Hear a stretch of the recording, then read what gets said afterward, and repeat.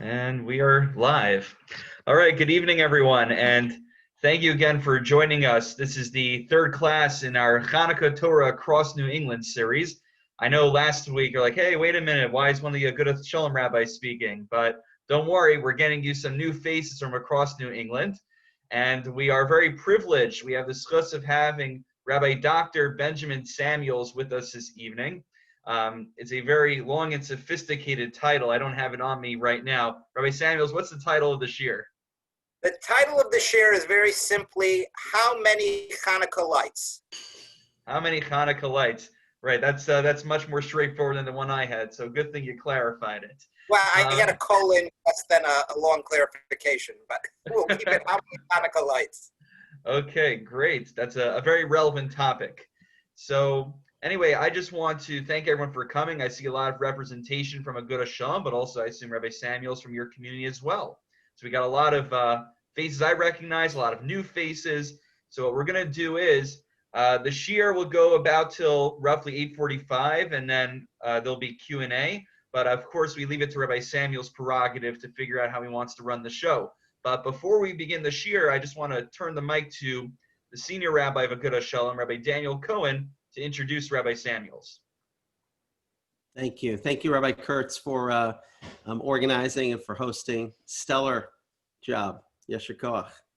I want to thank everybody for coming this evening and first give a formal introduction for Rabbi Samuels and a little more of a personal one.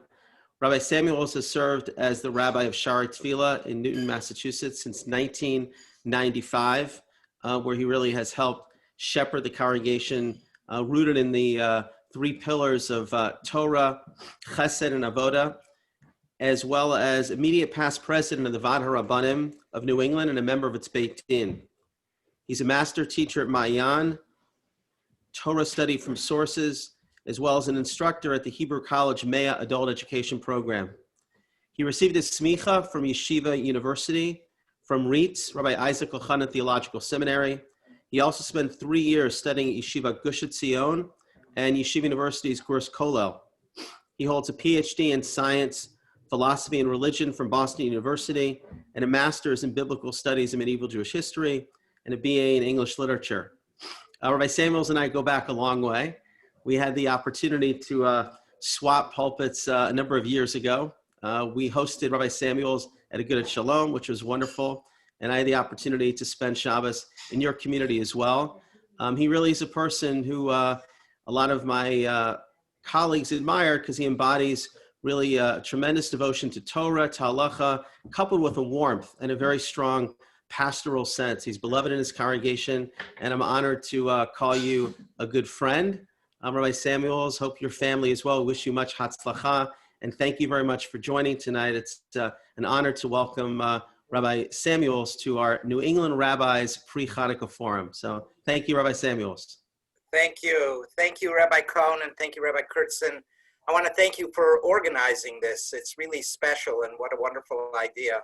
And I want to echo the deep appreciation I feel for my dear mentor, teacher, and colleague and friend, Rabbi Cohn.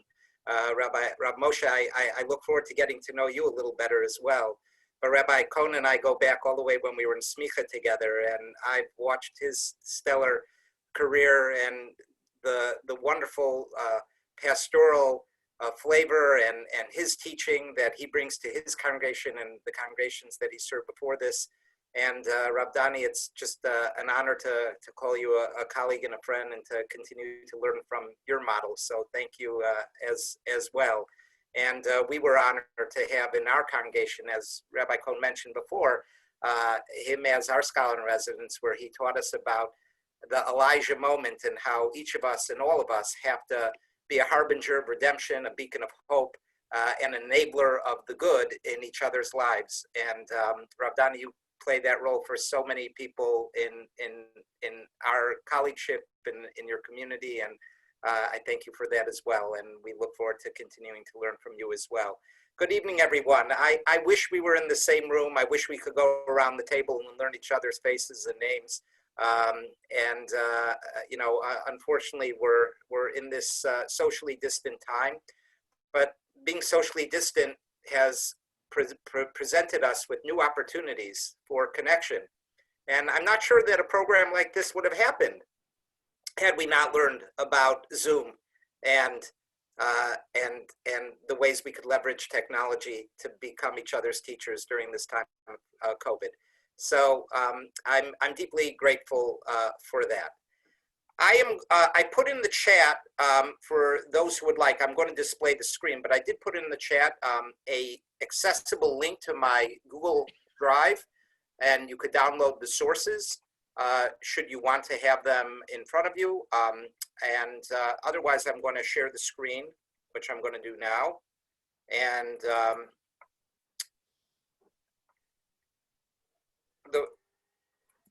okay, can you give me a thumbs up if you see the sources in front of you?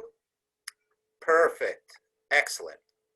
Okay, so how many Hanukkah lights? We have Hanukkah coming up in just several days, and we're a week from Thursday, and we're going to light our Chanukiah. And the question is, how many Hanukkah lights? How many Hanukkah lights do we light? And of course, we know the punchline because we've been practicing this for years. But I'd like to bring us back all the way to the beginning, to the original sources that present us with a rather famous debate. But when I say famous debate, I'm always a little concerned lest someone who doesn't know it feel bad that they don't know this famous debate. So I want to tell you that if you're learning about this debate for the first time, I am envious of you because it's such a fruitful debate and such a thought-provoking debate that to learn it for the first time as an adult learner is really something incredibly special. But if you have heard of it in the past, hopefully we'll bring new insight and perspective to it. So we all know that the reason why we light the Chanukiah on Chanukah is to publicize the miracle. Which miracle? Well, it's not to publicize the miracle of the victory of the Hasmoneans, the Maccabim, over the Syrian Greeks in war. We have a tefillah, a prayer where we express that thanksgiving. But we light the Hanukkah lights in order to bring the light of hope in a time of despair and darkness, to remind us that even when we feel like all is lost, there is always an opportunity for redemption, for reinvention, for rebirth. And the Talmud, of course, tells us the story about how when they entered the temple after vanquishing the Syrian Greeks, they searched for oil with which to restart the service in the temple and light the candelabrum, the menorah. And they couldn't find any oil, and finally they found one mysterious small cruse of oil. Which cruse of oil did they find? That's a share for a different time. But they found one little cruse of oil, and it only had enough oil to last one night, and of course we know the story, it lasted 8 nights. And when we turn to the Babylonian Talmud in Masechet Shabbat, Daf Kaf Aleph Amud Bet 21b, we're presented with the following debate. Tanu Rabbanan, the rabbis taught in a Braita. Mitzvat Chanukah, the essential commandment of the Chanukah lights, is Ner Ish Uveto. One light per man, per household. So this is in a patriarchal framework. It's crediting the patris familias, the man of the household, as being the representative of the household, the patriarch. And it says that on Hanukkah, there is an obligation to light one candle per household. That candle to be lit by the patriarch of the household per night of Hanukkah. So let's just do some simple math. I think Rabbi Kurtz or Rabbi Cohn, please affirm that people have the ability to unmute themselves. Is that correct? They should have that ability. Excellent. So let's do some simple math. There are 5 people in the house, and it is the 4th night of Hanukkah. According to this first level of fulfillment of the mitzvah, how many lights do you light in the household? 5 people in the household, first night of Hanukkah, 1 light per patriarch per household. Anyone want to say it? I'm sorry for being a little pedantic, but I think you're going to find it helpful in just a little bit. Well, 4 nights, 4 candles. that we're going to come to that opinion, but this is why I'm asking the question. The first level is one light per household per night. So on the fourth night, with 5 people in the household, you only light one candle. If it's the 7th night of Hanukkah, and you have 35 people living in a shoe, and there's a window to the shoe, you only light one candle. One light per man per household, a man being, again, the patriarch, the head of the household. So that's the first level. Now, I would guess that there is nobody here except in the most extreme of circumstances who would light about one candle on the night of Hanukkah, unless it's the first night of Hanukkah, and even then we have the Shamash. So we're not just lighting one candle, but let's leave the Shamash out of it for now, right?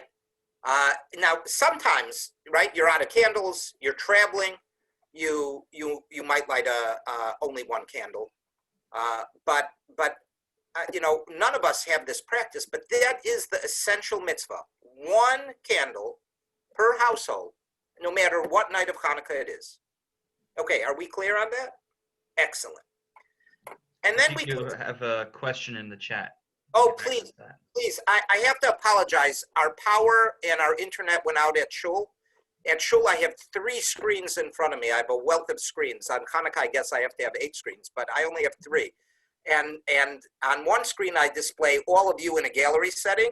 And then on the center text, center screen, I have my text. And then on the right screen, I have other things that I might pull up. And the power went out and the intro went out. So I'm stuck on a laptop in my son's bedroom at home. And I cannot see, I could only see 4 of you at one time. And I cannot see the chat. So thank you for bringing me attention. Could someone read the chat to me? Because I can't actually access it easily in the laptop. It's me, I wrote it. Okay, Randy, please. So my question is, I completely understand what this statement is. One, you said patriarch per household, whatever, men. But if there is a male over 13, they're not required to light their own Chanukah? Correct. If you have 35 men living in the house and they're all bar mitzvah, they have 3 minyanim on Shabbos circulating in their living room. The big house. Okay? Yes. They only light one candle for the entire household, and that candle will be lit by the head of the household. That is the essential mitzvah. One candle per house. Okay. But then we find something interesting. And there are very few commandments that are similar to this. The Talmud then says, the Hamahadrin, here the Art Scroll translates those who pursue mitzvot, those who want to fulfill mitzvot and pursue them. That's Rashi's translation. Maimonides has a slightly different translation. He understands Mahadrin from Hadar or Hidur, to beautify, those who want to beautify the mitzvot. So he says, those who want to beautify the mitzvot, or those who pursue mitzvot, Mahadrin, they light ner l'kol echad be'echad. One candle, one light for each and every member of the household. So again, I'm going to be pedantic again, you'll forgive me. It's the 5th night of Hanukkah, and you have 7 people in the house. How many candles, according to the Mahadrin position? Those who beautify or pursue mitzvot, how many candles would, right? 7th night of Hanukkah, or no, what did I say? 7 people in the house, 5th night of Hanukkah. How many candles? Anyone want to venture a guess? 7. 1, right. Even though it's the 5th night of Hanukkah, you light 7 candles because every person in the household lights a candle. That's the more beautiful way of fulfilling the mitzvah. Okay, and it doesn't matter if it's the 8th night or the 1st night, you will light 7 candles each and every night of Hanukkah. Quick question. Please, who's speaking? Identify yourself. So what about it's not an edict, but that you shouldn't add or subtract from a mitzvah? Excellent. That's why they call it a hidur, a beautification. So somehow there's some license to beautify the mitzvah, that when our sages enacted this mitzvah to light a memorialization of the ancient miracle, to reenact with eternal recurrence that ancient miracle, that they allowed a license to choose how you want to fulfill the mitzvah. Do I want to do it basic economy? Do I want to do it business class? Or do I want to go all the way for first class? They give us a choice. There are very few mitzvahs that you have a choice of how you want to fulfill the mitzvah.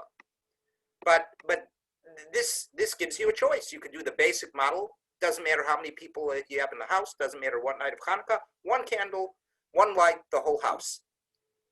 Every night of Chanukah, just one candle. Second point of view, right? The Mahadran, the more beautiful way of doing it. You can choose that each person in the household light their own candle. So it doesn't matter what night of Chanukah it is, but you'll always have the number of lights corresponding to the number of members of the household. And then we come to the third opinion. There's a third level. Mahadran min ha-mahadran. And for those who most fervently pursue the mitzvot, those who most zealously want to beautify their mitzvot. Well, here we have a debate. Beit Shammai, the school of Shammai, says on the first night you light 8 candles, on the second night you light 7, on the third night you light 6, until you get to the 8th night when you light 1. You start with the maximum and you work your way down to 1. And then the school of Hillel, Beit Hillel, says, right, that Mosifa Holech, you add another candle for each night of Chanukah. That's their position. So, my friends, you'll forgive me for being pedantic a third time, but I want to ask the following question. There are 5 people in the household, and it's the 7th night of Chanukah. How many candles do you light in this household? According to the third level. Let's do it according to each level, okay? 5 people in the house, 7th night of Chanukah. Okay, according to the first level, how many candles do you light? 1. According to the second level, how many candles do you light? It's the 7th night of Chanukah, but there are 5 people in the household, so you only have 5. 7. According to the third level, right? On the 7th night of Chanukah, according to Beit Hillel, according to the one who says you add a new candle for each night, how many Chanukah lights do you light? 35. I hear 35, right? So everyone in the household, the 5 people in the household, each have their own menorah, each have their own Chanukah, and then each one lights corresponding to the night of Chanukah that it is. So 7 times 5 is 35. Do I hear a different view? Is there anyone who might have a different view here? It could be 7. Yeah, could you explain that? Who's speaking, by the way? Toby, hi. Hi. Because it doesn't say here, it just says 1 kindles 1 light. The language is 1 kindles 1 light, but it would be going up to 7, so it would be 1 person lights for 7 days. So that's 7 candles. Yeah. Let me map this out for you. Rabbi, Yes, please. Who's speaking? Anya Miller. Yeah. How are you? Go ahead. Good. So according to the Sephardi tradition, that's the 7th candle because it's one Hanukkah for the entire family. But for the Ashkenazi custom. Yeah, we're going to get there, Anya. You're ahead of me. Okay. I have to catch up to you. Okay. Let me map this out. Okay, there's a machloket between Tosafot and Maimonides, the Rambam. The Tosafot were the students, the disciples of the school of Rashi. Rashi, of course, was the great Franco-German scholar who lived in Troyes, T-R-O-Y-E-S, in northern France. He was educated in Germany. He went back to live in France. And he is of the greatest scholars. His years are 1040 to 1105. And he had a great-grandson by the name of Rabbi Isaac, who lived in Dampierre, Dampierre. And he was one of the greatest sages of the second half of the 12th century in northern France.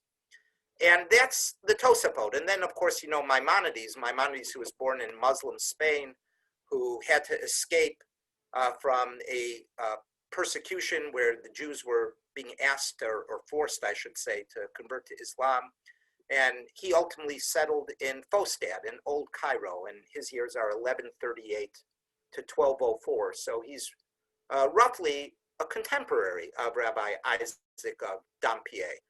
And so these two great giants, Rabbi Isaac of Dampierre, writing in northern France, commenting on the Talmud, a disciple of the school of Rashi, and Moses Maimonides, the great scion of the Sephardic heritage of the golden age of Spain, of the Jews in Muslim Spain, writing around the same time his own commentary and codification of the laws of the Talmud. They have two very different commentaries and interpretations of the Talmud that we just saw, and you represented them. Kol hakavod lachem. You found, right, the person who said 35 candles, that's Maimonides' opinion, and the person who said 7 candles, as Anya pointed out, that's the Tosafot's opinion. We'll get to what Anya said in a second. Let me map this out for you. So here's the Tosafot, okay? Level 1, Ner ish ubeito, 1 light per man and his household, or 1 per household. There you have 1 candle per household. I had fun making these charts today. Okay, now level 2A, right? The Mahadran level builds off of level 1. And it's ner l'kol echad ve'echad, 1 light for each and every person. So you have a family of 4. How many candles? 4 candles. Doesn't matter which night of Chanukah. Always 4 candles, because it's always 1 candle per person. But then you come to the Mahadran Mina Mahadran, and Tosafot understand the third opinion not being a 3rd level, but being an alternate 2nd level. Not level 2A, but level 2B. Level 2B doesn't build off of level 2A, it builds off of the original principle. So if the original level is 1 light per man, per household, level 2B is 1 Chanukiah, representing the night of Chanukah it is, per household. And you only have 1 Chanukiah in the window. Maimonides has a different reading.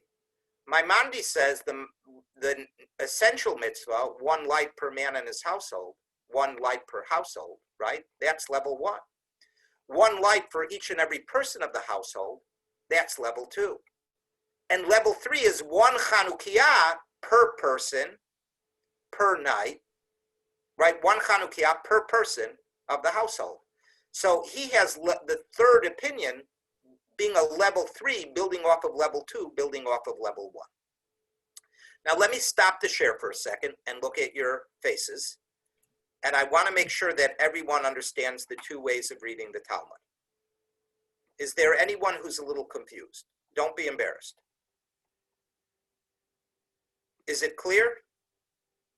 The charts help? The animations help? Please, Toby.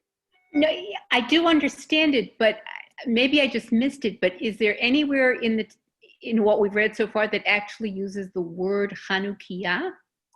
No. And so where do we get that? That's an excellent question. They don't use the word Chanukiah, and part of that is, and this may come as a shock to you, but the actual physical item, right, that we call a Chanukiah is a relatively modern invention. Mm-hmm. It comes from the early modern period. They did not have Chanukiot as we have Chanukiot in the medieval period, to the best of our knowledge. But they had something that held candles. I mean, because if they're using the word, or it was just these were lamps, these were all individual lamps. They were lamps. They might have had candlesticks. They might have had a surface upon which they placed candles. They may have been oil lamps. There were different configurations. The Talmud itself talks, and the commentaries in the medieval times talk about if you have a bowl of oil and it has a lid, but you put wicks, drawing of the oil from two different sides, could that count as two candles? Can you make a circle Chanukah with wicks coming out from different ends of the bowl? And we even have, you know, Judaica from the medieval or early modern period from Ashkenaz, from Germany, that was in the shape of a star, where every ray coming out of the star was a different lamp for Chanukah. And then the question is, well, you know, how can you tell what it's representing? Are Right. the right, Samuels, are the candles coming out of the star, is that like a pentagram? Is there any, Not necessarily, yes, in the sense, but we know that these star candelabrum were very popular in people's houses and in synagogues. Mhm.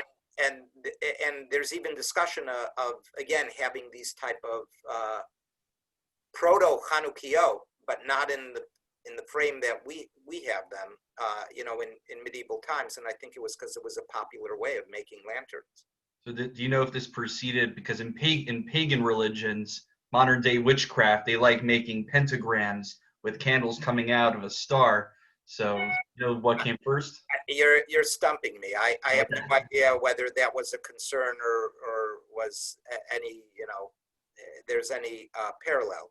You know, part of the hesitation, and this is just speculation of making a Chanukah, was that you're not actually supposed to reproduce the menorah in the temple. The menorah, of course, is a 7-branched menorah, which is why many shuls that have menorah symbols as part of their synagogue architecture have 3 or 4 or 5, but they don't usually have 7 branches, because you're not supposed to emulate the clay hamikdash, but do it a little differently. Okay, I want to get back to our screen share, and I'm going to take us on the next level. So here's the Tosafot, and the reason I wanted to first map it out, because I want us to see it, right? Those who beautify among those who beautify, the Mahadran mina Mahadran, the best of the best. It appears to Rabbi Isaac that the Academy of Shammai and the Academy of Hillel only established their dispute upon the principal ruling of 1 candle per man per household. For there is a greater beautification of the mitzvah in that there is a greater recognition that one adds an additional candle each successive night, or subtracts a candle in accordance with the day's entering or going out. However, if one lights a candle per person in the household, even if one adds an additional candle each night, there's no recognition that they, the external observers, will understand that there are accordingly so many members of the household. So let me explain what this means. I know that it could be a little confusing, so I'm going to stop this share and I'm going to show you my visage. I want to see your faces. So it goes like this. Let's say you walk by a house during Chanukah and you see 35 candles in the window. What night of Chanukah is it?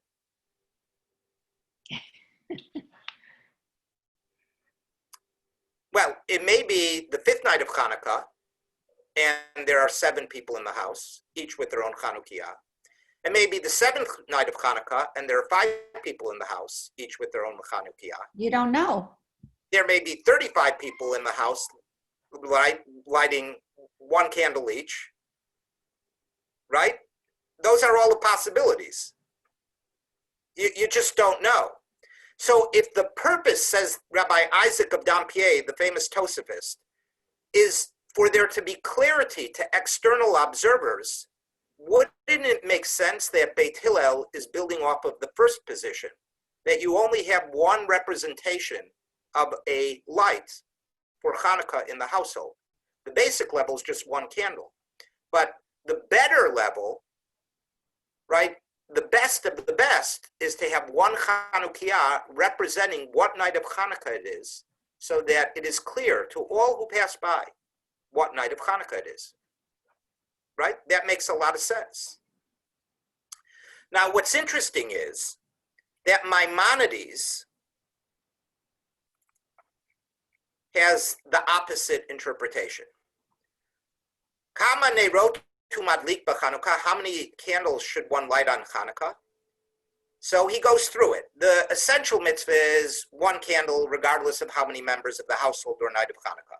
A person who performs the mitzvah in a more beautiful and conscientious manner should light one candle for every member of the household. That's the Mahadran. And the person who's Mahadran, the best of the best, the most conscientious in their performance of the mitzvah, should light candles for every member of the household, a candle for each individual, whether male or female, on the first night, and then add one candle for every person in the household an additional night. And then Maimonides gives us the example. He says, what does the above imply? When there are 10 members of a household, on the first night, one lights 10 candles. On the second night, 20. On the third night, 30. And on the 8th night, 80 candles. However, Maimonides says something very interesting. Although that's Maimonides' interpretation of the Talmud, he says that appears to me to be the correct interpretation. It is the common custom, the minhag pashut, the widespread custom in our cities in Spain, that a single candle is lit for all of the members of the household on the first night. And you only have one Chanukah, or one representation for the entire household, according to the custom of Spain. So on the 8th night, you have not 80 candles like Maimonides, believe the Talmud should be interpreted, but the widespread custom in Spain is to follow the other opinion and say the third level is really a 2B. It builds off of the first level, and you only light one representation of the number of Hanukkah lights. So this is really interesting, because we have a debate between Tosafot, which represents the Ashkenazic position, and Maimonides, who represents the Sephardic tradition. And Maimonides says, I think that really everyone in the household should light their own representation, their own Chanukiah. And Tosafot says, no, we want to make it clear to the external observer what night of Hanukkah it is, so you only light one Chanukiah per household.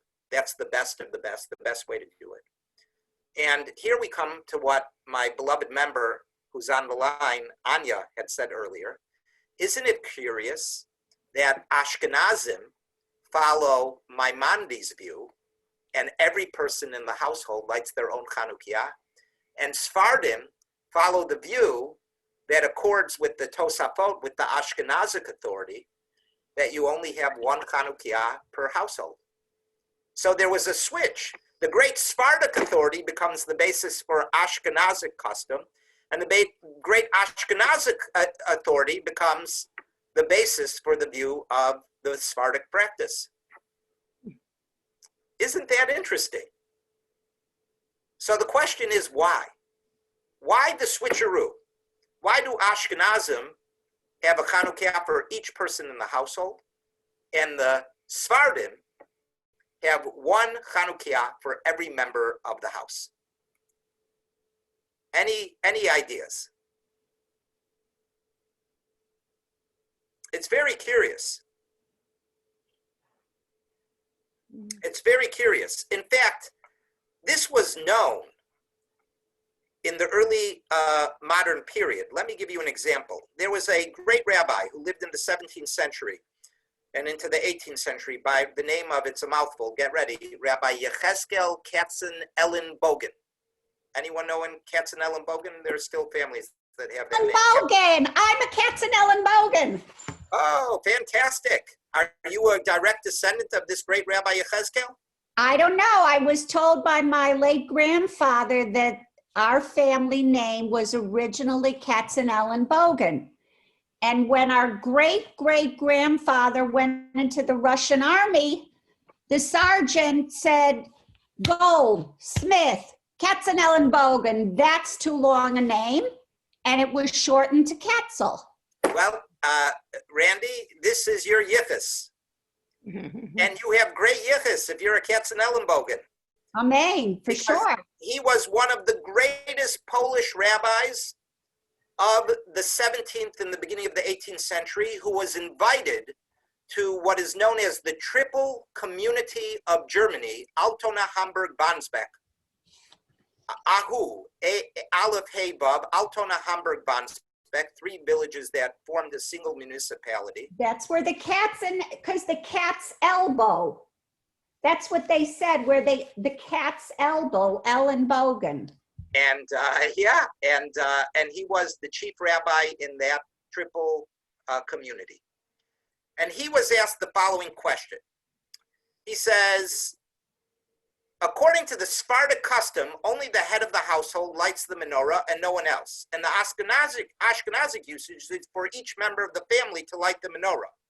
It happened that an Ashkenazi Jew lived in a Sephardi household in this community. And the head of the Sephardi household said, in our house, only one person gets to light the Chanukah, and that's me.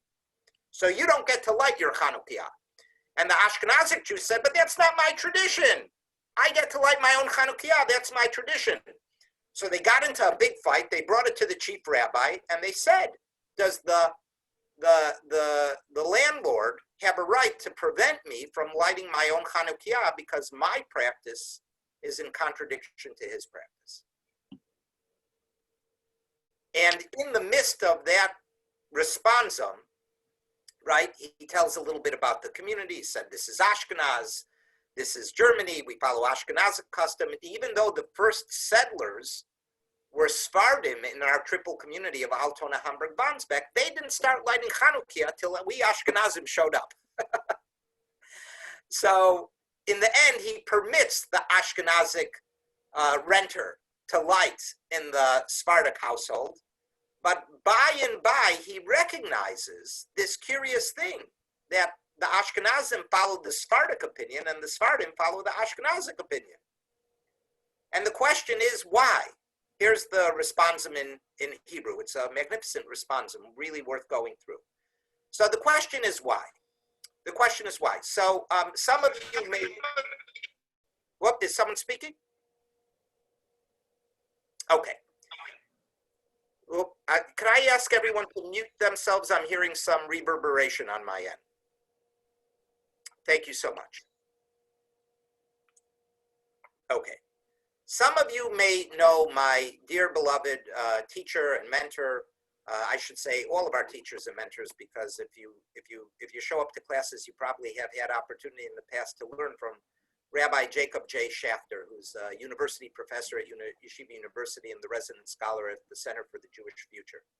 Rabbi Schafter, many years ago, wrote an article on precisely this issue. I believe it was for Amit Women magazine. And he then was the rabbi of the Jewish Center. And he goes through the whole sugya, and he quotes Rabbi Yechezkel Katz-Ellenbogen here, who provides an interesting historical explanation for the shift. And Rabbi Yechezkel Katz-Ellenbogen speculates as follows. He says that Sephardic Jewry in Muslim lands, for the most part, enjoyed a high level of comfort and security. And they could light Chanukah lights without worrying about anti-Semitism. And so they happily lit in their courtyards, in their windows. They displayed their Chanukiot to external observers, be they Jewish or Gentile. And therefore, it made most sense to them to have an unambiguous representation of how many nights of Hanukkah it was, and therefore have only one Chanukiah, one representation for the whole household. Jews in German lands faced horrible persecution and anti-Semitism, in particular at the time of year when Hanukkah usually fell out. So they were afraid to have any public display of their Hanukkah lights, and they lit their Hanukkah candles inside their homes, in the dining room, where no one on the outside could see. And if you don't care who your external observers are, then what's it matter if you light one Chanukiah or 15 Chanukiah, right? It's all for the people in the house, and the people in the house, you say, tonight's the 8th night of Hanukkah, we're each lighting a Chanukiah. And yes, there's going to be 8 times 15 because we have 15 people in our house, but we all know what night of Hanukkah it is. We don't have to worry about external observers. What do you think of that argument? That political religious climate? Do you like that argument? That's exactly what I was going to say. You must be a Katz-Ellenbogen. That's what came to me from the beginning. Now, What can I say? I have a different point of view. Yeah, Toby. But before I hear your point of view, and I really, really want to hear your point of view, I Okay. first want to understand this a little better, right? So let's try to understand this. My friends, the Christian calendar is a solar-based calendar, which means that the holy days and holidays of the Christian calendar fall out on the same day every year. Christmas is always December 25th. And Chanukah, sometimes it falls short, sometimes it coincides, but it's roughly around the same time of year. And in a religious society, for those of you who know a little bit about Christianity, there's Advent, there's a counting up to Christmas. So the whole month is a holy period. And during that period, historically, there was anti-Semitic agitation against Jews, and Jews were very afraid. So during this time of year, in inhospitable, right, host countries, Jews were very afraid to have external displays of their Chanukiot. And it makes perfect sense that they would bring their Chanukiot inside. Now, let's even say that, you know, there was anti-Semitism in Muslim countries where Jews live. But what's the Muslim calendar? Anyone know? It's a solely lunar-based calendar. And their holy days and holy months actually rotate, because the lunar calendar always falls short of the solar calendar. And so take the holy month of Ramadan, sometimes it's in the summer, and religious Muslims will fast from early sunrise in the wee hours of the morning till late sunset in the long, late hours of the day. And sometimes it's in the winter when sunrise is, you know, about 7 o'clock in the morning and sunset is about, 4 o'clock at night, 4:15 at night, right?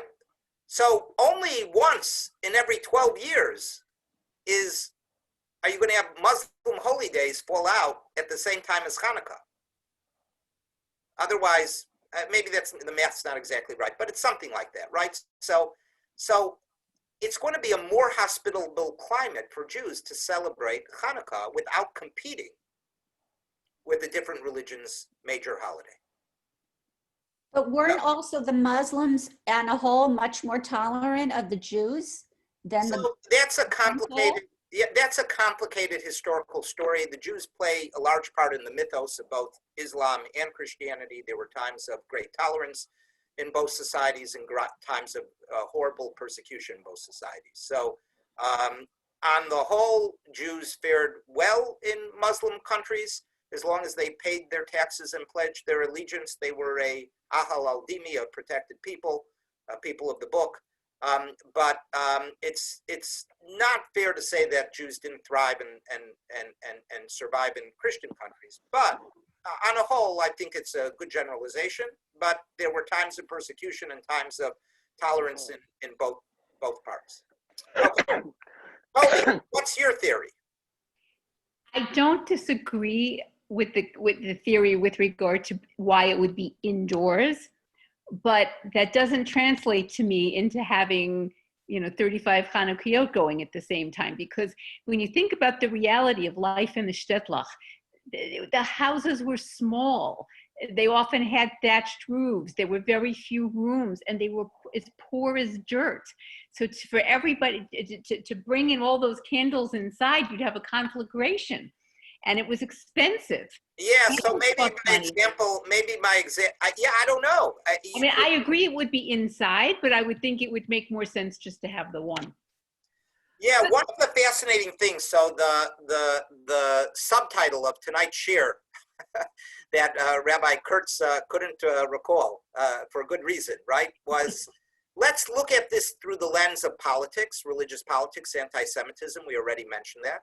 Let's look at this through the lens of safety, like Toby's asking. Let's look at this through the lens of economics. And one of the fascinating things about the history of fuel in economics is that fuel, both wax candles as well as oil, become much cheaper as technology increases and production of both oil and production of candles becomes more efficient, easier to produce, greater supply, and therefore less expensive. So the economic lens is a very important lens too. But let me share. Rabbi, Yeah, Anya, I apologize. I'm going to stop you because I want to finish the share, and I have one more thing I want to share, and then anyone who wants to stay on will answer questions. Okay.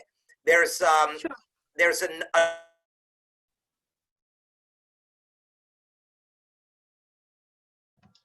Rabbi, just unmute yourself, please. Yeah, this is the layer of technology and the layer of climate.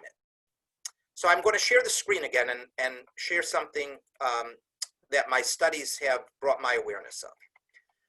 Shulchan Aruch, the Code of Jewish Law, speaks about the ideal place to light the Chanukah candle, the Chanukah lights. And the best place to light it is actually at the entrance to either your home or your courtyard. And you do it opposite the mezuzah. You have the mezuzah on one hand, you have the Chanukah on the other hand. You're surrounded by mitzvahs. And you place it just outside your door, and people in Israel do this today. In America, less so. But then the Shulchan Aruch says that if you don't have a door or a courtyard, or if you live on a second floor, right in a loft or an apartment, where do you light? Manicho b'chalon. You light in the chalon. Can anyone tell me the definition of a chalon? What's a chalon? Anyone know what a chalon is? Anyone know? It's a window. A window. A window. So here I want to get a little technical. A chalon is really a sash, not a window. What is a sash and what is a window? A sash is an opening, and a window is the glass that fills the opening. Mm-hmm. So here is where it gets really interesting, my friends. I want to show you a picture of a medieval synagogue from Germany, which dates to the 1100s. Okay, this synagogue is still in existence, the old synagogue in Erfurt, Germany. What do you see? I know the picture is not that clear, but what do you see? Do you see cathedral windows? Do you see, stained glass windows? You see some openings in the brick. Most of them, by the way, by now are closed up. Windows are not used for illumination. Why is that? Because they didn't have heating, and if they all had big windows, it would bring the cold in. It would bring the cold in, the rain in, the snow in. Not only did they not have heating, but they didn't really have glass. Yes, there was technology of making glass, but it wasn't like the glass technology that we have today. Here's a woodcut. Let me reduce the picture. Here's a woodcut made by Johann Pfefferkorn in 1508. He was a Gentile who would make artistic representations of synagogues.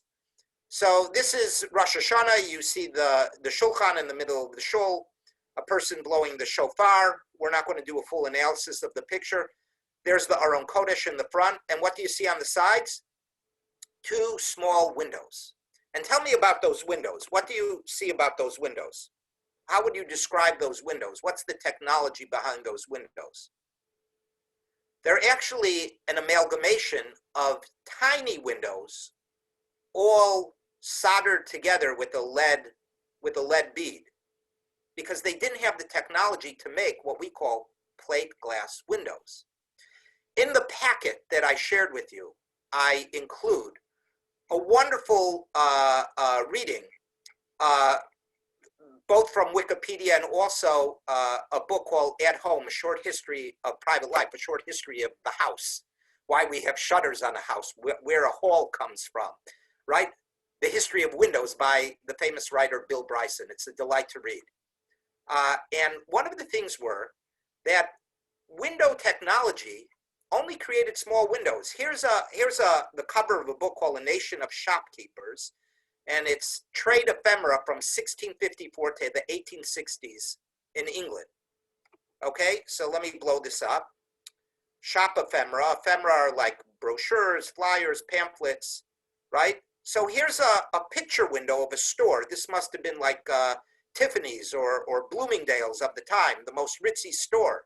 And once again, you have very small windows with the lead bead all taken together. In fact, windows were considered a luxury item. And if you would have a window, you'd have to pay a tax on windows until the mid-1800s. There would be a luxury tax on windows. Not only that, but Bill Bryson tells us, for example, that Eleanor Godfrey, in the development of English glassmaking, notes how in 1590 an alderman in Doncaster left his house to his wife, but his windows to his son. Right? Windows were very expensive. And it's only when the technology in the 19th century changes that you have the mass production of large windows, the most famous introduction of which was at the World's Fair and Exhibition in 1851, the famous Crystal Palace at Sydenham Hill, London, by Sir Joseph Paxton. And this was like a wonder of the world because it was a building, a large building, a vast building of all windows. But before that, the only windows people had were these lead-beaded small windows. So now let's talk about climate. If you're a Jew who lives in Eastern Europe or in Western Europe during December, are you going to have an open window? You don't have glass in your home. You don't even have glass likely in your synagogue. And if you do have a wealthy synagogue, it's not going to be any place that you could put a Chanukah. And even if you have a sash, you're going to have it shuttered for the winter and fill in fabric with into the breezeways so you don't get drafts. But if you live in a Mideastern country, maybe it's temperate enough that you would light in the window or you would light at the doorway. So you see how politics and anti-Semitism and climate and economics and technology are all factors in the development of halakhic practices. Jews in Ashkenaz lit inside their homes because of climate, because of anti-Semitism. Jews in Sephardic countries may have lit outside their homes because they had a more tolerant society or the weather was better. Today, where do we light in our homes? Who here grew up with their grandparents of Ashkenazic past lighting in your dining rooms? And now who here lights in their window if you can? Why? Because we live in safe, beautiful America. And we have big picture windows adorning the front of our homes.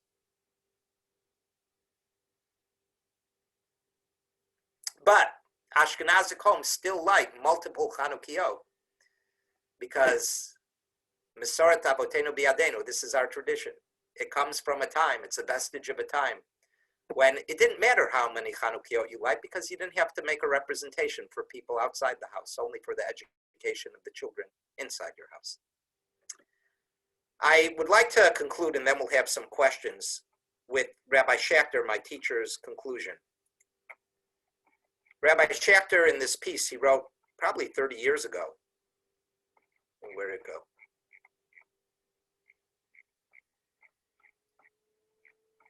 His concluding paragraph is, we live today in a fragmented and bifurcated Jewish world with a growing lack of respect for Jews of backgrounds and orientations different from our own.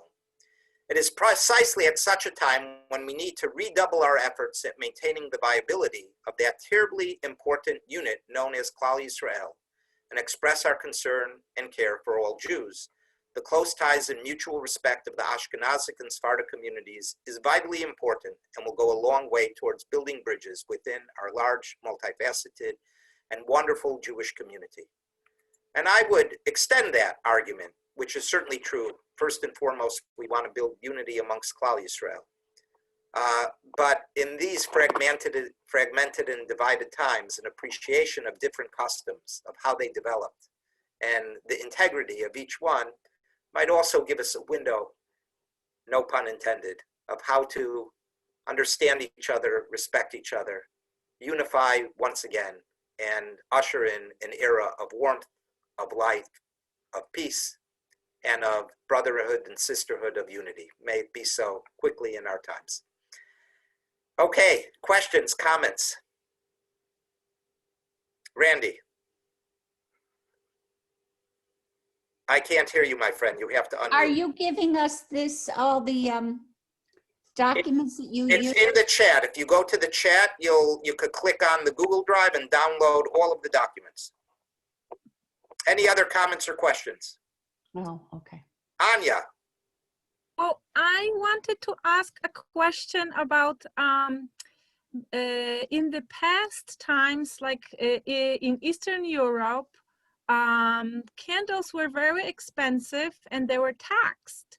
So how could, referring to what Toby was mentioning as well about the economic status, I'm wondering how that was dealt in those times, if there were multiple members of the family. yeah, so Anya, thank you for that question, and we'll use that question as our conclusion because we're coming up on the hour. But what I would say is that there's a curious expression we saw in the Talmud, mahadrin, the shoresh, the root of which is hidur or hadar. Does anyone know any other holiday and any other set of mitzvahs that has an idea that we're mahader et mitzvah, we make beautiful the mitzvah? The etrog on Sukkot.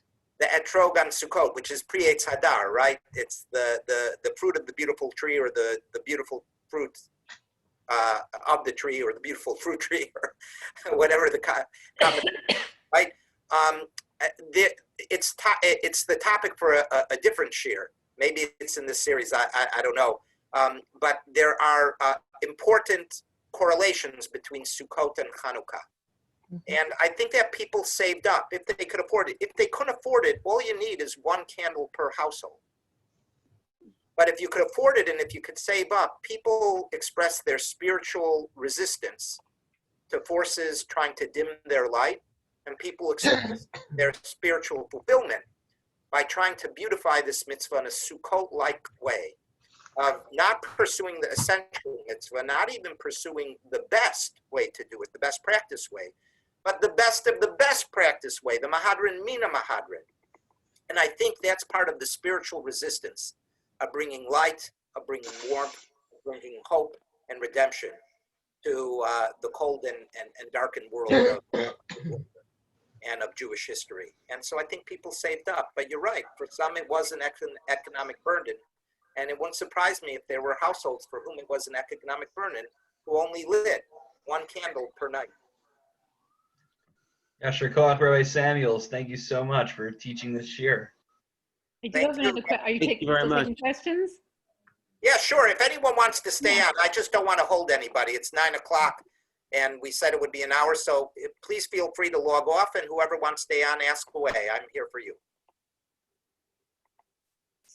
So does somebody else have a question? Because I'll wait. You're on, Toby. Okay, so what's the story in a mixed household? So let's say, the daughter comes home with the Persian son-in-law, and now all the cousins are together. Which minhag is, so let's say if they come to my house, are they lighting their, according to them, or according to what my house does? And vice versa. If I go to them for Yontiv, am I lighting? Yeah, and I know you're really thinking, who cares about the Chanukah? We all want to have rice on Pesach. No. Okay, I'm sorry. I'm not trying to put words in your mouth. Okay, it goes like this. It's really interesting. The standard Ashkenazic answer to that is that the wife follows the custom of the husband. Oh, believe me, that's a Sephardic answer too. Okay, well, the funny thing is that question was posed to Rabbi Chaim David Halevi, the former chief rabbi of Tel Aviv, the late chief rabbi of Tel Aviv. And he has a beautiful tshuva in which he permitted a Sephardic woman to abide by her family's customs, even though she was married to an Ashkenazic man. And he says, it's not so simple that the wife always has to follow the husband's practice. That's refreshing. Yeah, it's interesting. But for most people, is that mostly followed? I mean, I guess more my question is if you're in, depending on which house you're in, do you follow the custom of the house or you follow the custom Yeah, of? so like many things, there's so many layers. There's the politics of the household. There's the feelings of the household. Also, There are some people who come from, you know, I have a family in my shul. She comes from a Mideastern background. She has such strong family customs. He comes from a Ashkenazic background, but you know, his family had lost touch. You know, it's only several generations before that they were very observant. For a few generations, they weren't that observant. So here she comes with these rich family customs, and they were so dedicated to them. And he's like, I don't know what my family customs are. Yeah, I know I come from Eastern Europe, but who knows what my family customs are? So it shouldn't surprise you in that household. They follow a lot of Sephardic customs. Thank you. Yeah. Okay. I want to wish all of you a lichtig, a luminous, and a warm Chanukah. These are such difficult times, and we all need warmth. We all need light. We all need hope. We all are looking for redemption. That's what Chanukah is for, to remind us of these lessons, that these same aspirations were held in the hearts of all of our ancestors from time immemorial. And every Chanukah, we light those candles to remind us that there is light on the horizon, that a new dawn will rise, and we can't give up our hope. So please God that we should enter into better times, and next time be all in the same room around the same table learning each other's faces and names. Thank you, Rabbi Kurtz. Thank you, Rabbi Cohn, for pulling this together. Thank you for the opportunity to study some Torah with you. Thank you. That was so nice. Enlightening. Thank you very much, Rabbi. Thank you. Thank you. Very enjoyable.